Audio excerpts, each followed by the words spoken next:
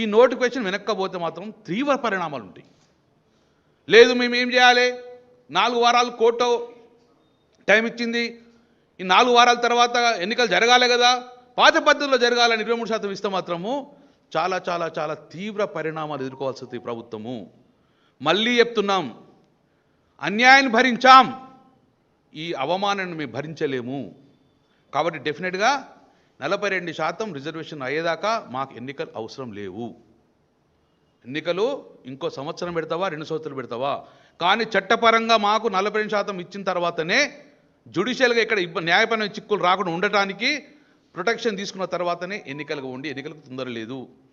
మీ కర్ణాటకలో 3 సంవత్సరాలు ఎన్నికలు పెట్టలే కదా, ఇక్కడ ఏం తొందర అండి అది. ఒకసారి మళ్ళీ మీరు పాత పద్ధతిలో 40% కాకుండా 23% రిజర్వేషన్ ఇస్తే ఇక జీవితంలో మళ్ళీ మా బీసీలు అనేది రిజర్వేషన్కు నోచుకోరు, మళ్ళీ సమాధి చేస్తారు. ఈ వాయిస్ను మొత్తాన్ని కూడా ఇంక డిమాండ్ను సమాధి చేసే ఆలోచనలో ఉన్నారు.